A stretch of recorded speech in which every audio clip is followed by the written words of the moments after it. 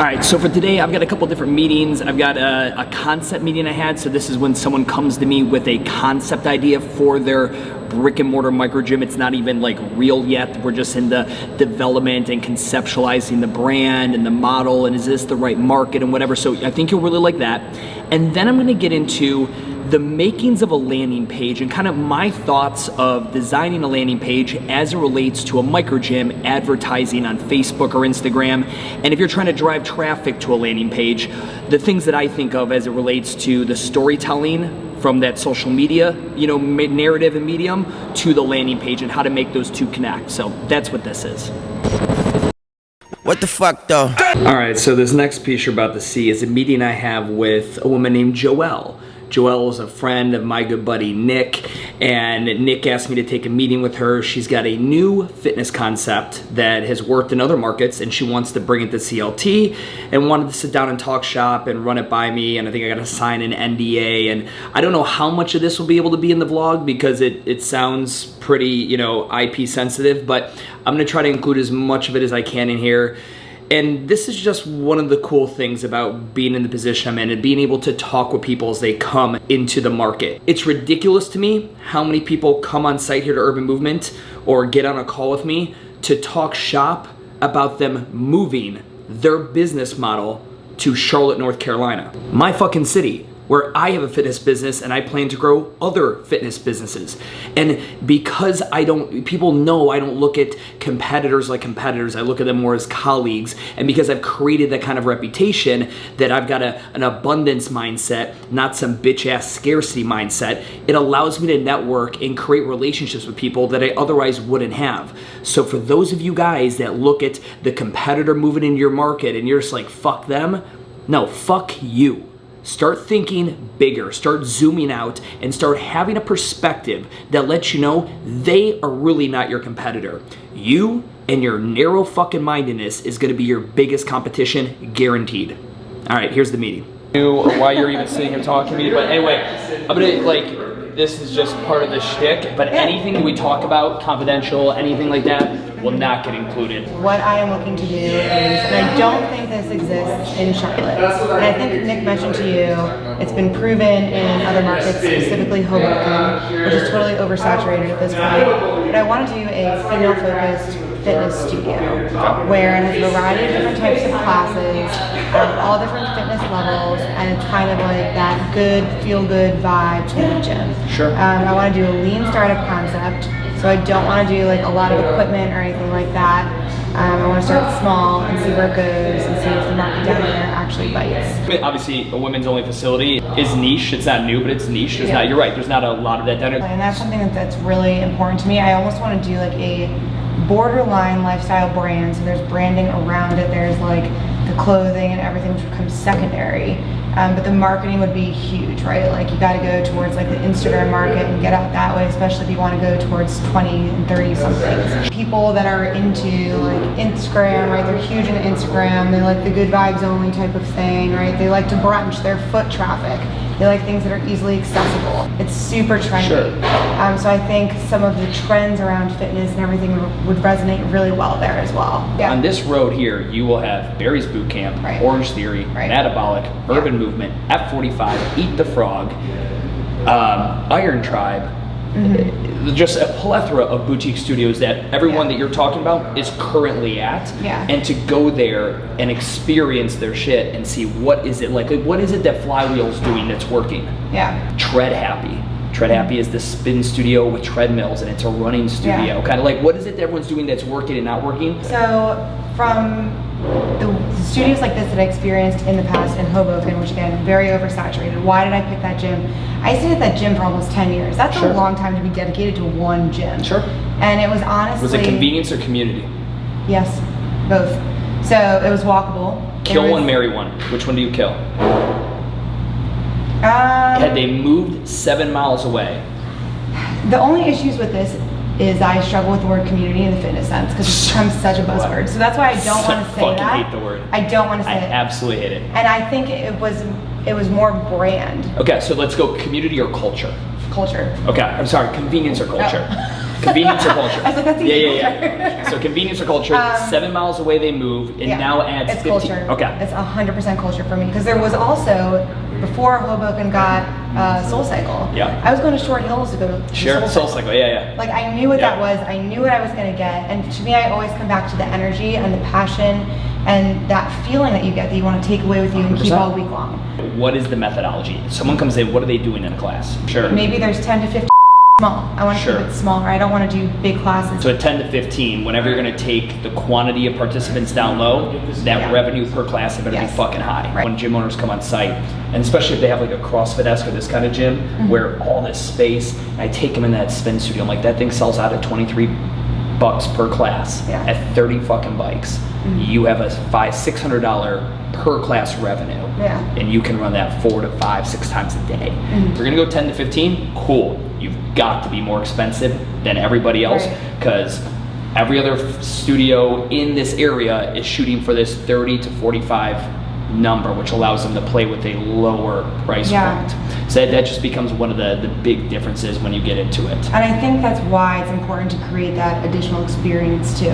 So when you think of like where you were going, or even Soul Cycle, you leave there and you talk about the experience. What is it? For me, it was the consistency and knowing that place was there. It's what got me hooked, and it kept me there for all that time.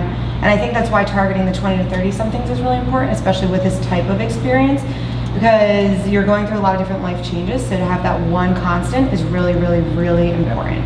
So it's that I was able to come and get whatever I needed on that particular day. But you're also thinking about that market. I went so hard in on the young millennials, just like you were talking about, like these, you're thinking 26 to, let's call it 40 is kind of where you're thinking. But I went so hard in on a 26-year-old, I didn't realize how quickly I was going to have to change, because a 26-year-old is in an apartment complex cycle for an average of 2 years. Yes. So when you sign somebody up, the first question you ask is, oh great, where do you live? And they say apartment complex ABC. And be like, awesome. When did you sign your lease? Now you have an idea how long you're going to keep them. The average person stays in one apartment complex for one cycle, and then they leave and they go to somewhere to get a better deal. And then after about 2 apartment complex cycles, they're like, man, I'm tired of paying someone else's mortgage. I'm going to go rent a townhome or a house somewhere around here. I want to feel more like a grown-up, and because I don't have a down payment saved up yet. And then the girls at our gym start getting pregnant. And they start settling down, so we had to get a pre and postnatal certified instructor. And so our model, because we went so hard in on this 26-year-old, who the worst STD they could get as a kid. It was literally, they were single on Tinder, and I joke around that this is 3D Tinder, friends, fitness, and fuck. That's what people go to group fitness for, because everyone's a transplant. They are a transplant from the north, from the west. They don't know anybody, and every single person that joins the gym walks in and says, I just moved here and I Googled gyms near me, and I'm trying to bunch around.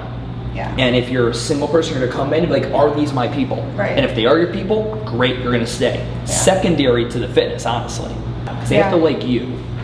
This here, they fall in love with, again, that culture we talked about. You weren't in love with the culture on day one. You were intrigued by the culture. You liked the culture. But it didn't sell you on day one. It grows on you more and more, because culture is also the people. You met friends there. You knew people in your classes. So the culture, it hits you first, it sees you like, okay, I can see myself at this place. And then it just takes over like a fucking virus that you can't stop, when it's done consistently and with focus. It's when it's when a gym bounces around and like, we're gonna try this week, we're gonna try this that week, and it's not consistent. All right, so landing pages. Before we get into that, let's go ahead and just give some operational definitions. There are 2 ways that I think of the landing page. There is a landing page and a squeeze page. If you Google this, you'll figure it out, but let me just save you the time. A landing page, think of it as a longer form, which is meant to educate the individual. You might see testimonials, unique sales propositions, and you might see, the features and the benefits, the schedule, whatever it may be. It's meant to be longer form to educate the prospect. A squeeze page is meant to be much more brief. Get them on the page, get name, email, phone number, very, very brief information, and then get them off the page. So I just want you guys to know there's a difference between a landing page and a squeeze page. Landing page, long form, squeeze page, short form. What I'm gonna be talking about today is a little bit of both. I'm gonna show you a squeeze page definition, I'm gonna show you a squeeze page example that I've created for Urban Movement, and then landing page examples that Flex, my boys over here, have made for Urban Movement recently. And we'll talk a little bit about what I think works really well for a micro gym in regards to driving traffic to one of these type of pages. So in the beginning, before I had the amazing crew over at Flex making our landing pages to make sure they were on brand and delivered the right brand story, I was using lead pages. Now, a lot of you have used ClickFunnels. That's probably the most popular one, right? The Russell Brunson creation, ClickFunnels, everyone knows that. And for us, you know, lead pages was just more affordable, and honestly, it just gave me all the features that I needed for a squeeze or landing page. So this is what it looked like. So this is what it looks like. We have run a ton of different landing pages and squeeze pages through here in the past, probably, you know, since 2018, messing around with some of these. And what they ultimately look like is this. This is a squeeze page. Urban Movement, 7 days of limited classes, the best 60-minute workout in CLT. There was a countdown little ticker, and then name, email, phone number, and then we hit them with a few testimonials, right? But beyond that, there was really no other information, very simple. This is what I would consider a squeeze page.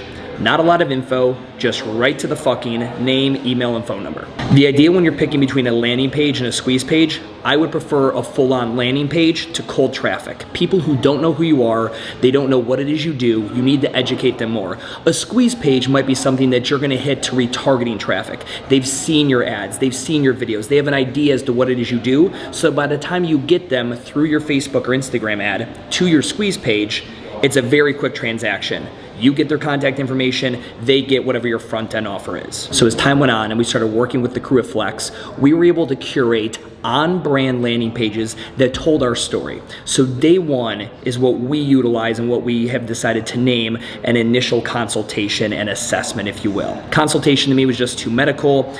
Every fuckface micro gym that I knew was utilizing it, and I always go, when you're going left, I go right. That's just kind of my thing. So we went ahead and we created this day one landing page explaining and educating what day one was, and then showing exactly who is it for, giving some visual and some written form examples, and then they could go ahead, click a button, get their name, email, and phone number, and once you filled that out, it took them to a scheduler. So this was our first real run at a very well-branded landing page, providing education and then grabbing the contact information that we were seeking. One of the biggest issues that I see a lot of people with landing pages have here is they include the headers to the website, where someone could be on this landing page. You just paid 87 cents to get someone to click on that traffic link, and now they're here and they're like, ooh, classes, let me check that out. Ooh, pricing, let me check that out. And they leave your landing page. Please make sure that your landing pages do not redirect. So if you were to look at our more advanced versions, like this one, same exact landing page, but there's nowhere to click. They cannot go back to the website. When they're here, it's kind of like a dead end. They either give us their name, email, and phone number, they read about what it is we offer, and they're down with that, and they want to try it out and grab our front end offer, or they don't. They click the X in the corner and they're gone. Now, earlier I talked about, really kind of like how to match up the brand narrative and the story you're telling in your ads and the copywriting you're doing to the landing page. Any of you guys who follow along with Urban Movement, you might see some of our ads or some of our posts that tell the story as to why our class is unique. It talks about the different elements. It talks about it being the perfect blend of cardio and strength training, and it has this recovery component at the end and a nice cold sweat towel to finish you off. So we needed a landing page that mimicked that exact same narrative. You want someone to go from the ad and reading the copy of the ad to then land on the landing page and feel like the story is being continued.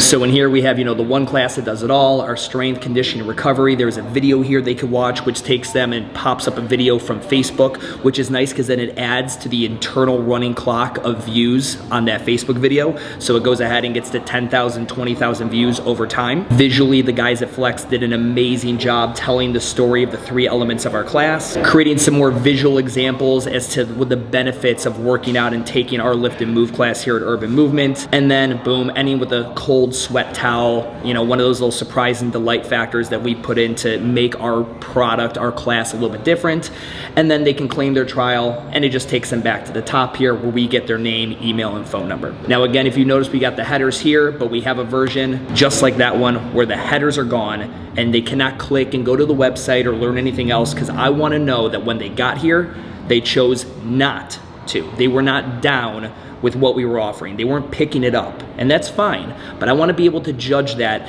and judge my landing page accordingly, not think of a variable of, oh, well, maybe they clicked this, or maybe they tried and wanted to see the different class schedules. Now, another example from here, I'm gonna go ahead and use Orange Theory. And remember, I've made a video and a vlog on this a while back. You guys are able to go ahead in Facebook and look at every ad any one of your competitors or any competitor anywhere on Facebook is running. So on this specific one, I went ahead and looked at an Orange Theory, and this particular Orange Theory was in St. Louis.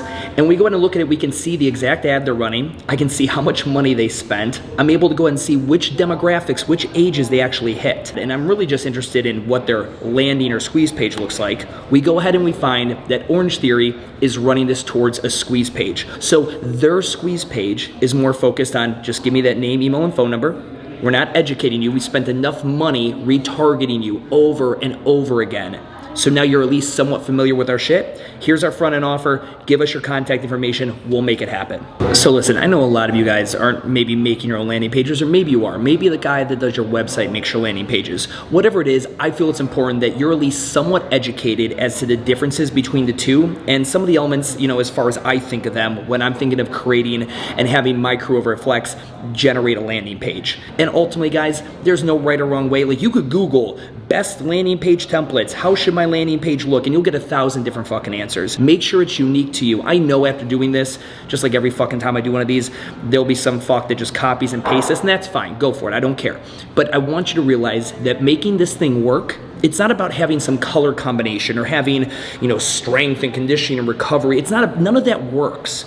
It only fucking works if it backs up the narrative that you've been pushing out there on all of your content for a very long period of time. So anyway, if you have any other questions on landing pages, let me know, or go hit up my guys over at Flex, the ultimate solution for a well-branded website, CRM, all in one that talks to each other so that you can go ahead and tailor the prospect journey from the time someone is a lead out in Facebook land to the time they come into the door and become an actual prospect to the time you convert them to a customer and then connecting with them afterwards to ensure the retention. The transformation that's happened to my business here at Urban Movement since we started using Flex is absolutely insane. Isaac, who hates technology more than anybody, cannot live without this, and our lead acquisition and our client retention is 10x what it used to be with the simplicity of Flex. I cannot recommend it enough. Go check out flexx.co/WTF. Is it a backslash, a forward slash? Whichever one of these slash, I'm gonna put it right here. Whatever those fucking slash, I get that one wrong all the time. Let them know you saw it on the vlog. They'll go ahead and give you a demo, see if it's a good fit. Guys, I hope you enjoyed this. If not, tell me to fuck off in the comments. If so, tell me you love me in the comments. Whatever it may be, have a great rest of your fucking day. Peace.